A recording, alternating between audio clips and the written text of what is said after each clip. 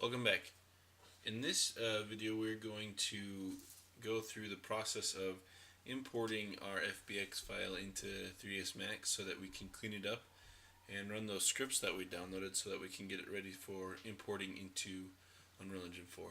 So to start off, there's a couple different ways that we can import into 3ds Max. I'm going to show those to you now. So first off, we can just go through and import that file that we um, exported from Revit. So if we go to wherever you saved it,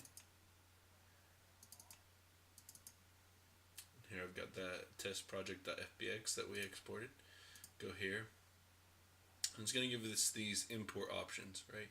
So for example, you can add different options here. We're going to make sure that animations, cameras, and lights are all unchecked because those are things that don't translate well over into Unreal Engine. So we've got them. We'll turn them off here so that we don't have extra stuff going in that we're going to just clean out anyway. So also we need to make sure that our scale factor is converting to centimeters because that's the units that Unreal Engine natively uses. So that's looking good. We can hit OK and it'll import our file, and we can see it here. Alternatively, another thing that we can do is just reset this. So you can come here, we can import non-native file, and we can actually select the Revit file that we saved. And that's going to give us some additional options that we can select. Now these options are actually things that you can set inside of Revit so that when you export to FBX from Revit, it already has these options in there, and I've kind of set them up how I wanted them, but these are things that it's good to look at. So here we see that there's a couple different things. First off, you select the 3D view that you want to use. This is the 3D view that we saved.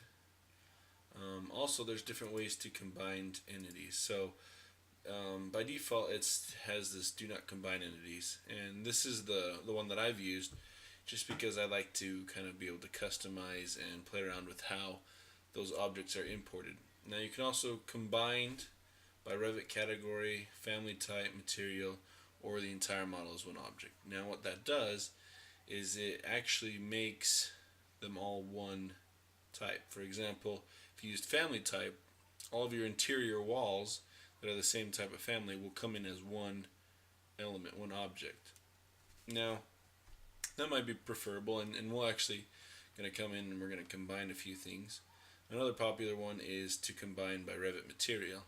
Now that allows you to simplify the way that materials are applied throughout your project. But again, I prefer the do not combine entities. Your detail level default pulls the view that's set, or the detail level that's set in this view that you're importing here. Now like I said in the previous video, you're going to want to use fine. So just in case this wasn't set to fine, you want to bring in fine because that's going to bring in all of your geometry, even some that might be hidden. Now again, you can bring in materials and clean them up here in Max to make them compatible with Unreal Engine 4. I just prefer to create materials in Unreal Engine 4 using the different files and textures and stuff that are applied here, or just create and apply materials first in Unreal Engine 4 instead of worrying about them in Revit. But that's something we can look at a little bit later. You're not going to want to bring in daylight systems and lights, like I said, and probably cameras either. This other stuff's okay. You can adjust these other things, but I actually prefer like I said, I already have my settings set up, so I'm going to go ahead and I'm going to import from here. And again, with those settings that we set before. Alright, in the next video we'll go ahead and we'll look at cleaning up the model a little bit. Thank you.